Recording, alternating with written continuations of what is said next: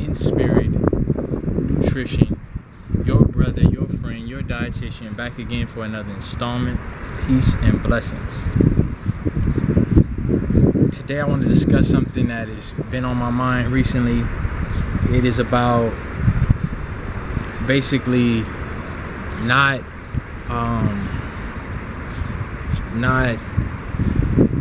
beating yourself up. A lot of times we have goals, we have aspirations, and we're our worst critics.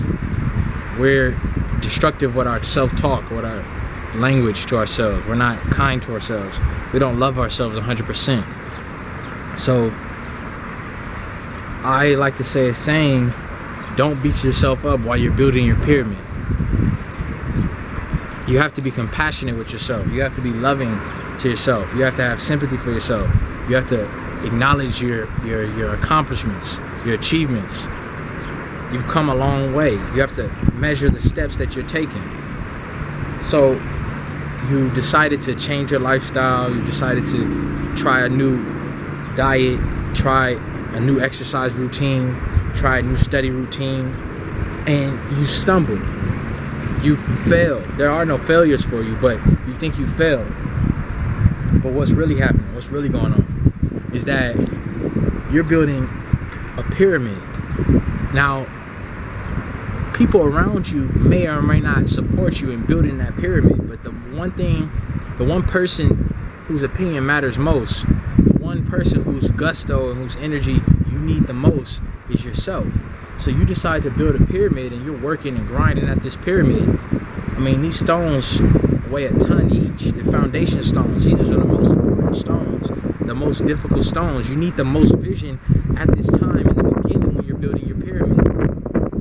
So what does it look like if you're envisioning the blueprint, envisioning the plan of this pyramid? You got the perimeter lined up. You got the vision of how tall it's going to be, how many bricks it's going to take. You start building. You start laying the bricks, laying the pyramid foundation. And what happens? You start beating yourself up. You start talking down on yourself. You still ain't got the pyramid yet. You ain't finished with the pyramid yet. You passed out the other day. You wasn't getting enough water. You tired. You this, you that. What does it look like? Imagine yourself kind of step outside of yourself and look at yourself building a pyramid. That's going to be your objective, your career, your new marriage you're working on, your relationship, whatever you're trying to do in life. You're working at it, but step outside of yourself and imagine yourself talking down on yourself and beating yourself up while you're building a pyramid. What sense does that make? You've come a long way. Step back and look at all the bricks that you've laid. Before, you used to lose your temper. Now you have a better temper. Before, you used to have no self-control. You used to eat too much. You used to gouge. You used to overeat. You know what I mean? You had no self-control. You've gained greater self-control. You gained greater sexual discipline. You gain greater control of your words. You don't just say things off the top of your head, but you make one mistake, and then you start beating yourself up.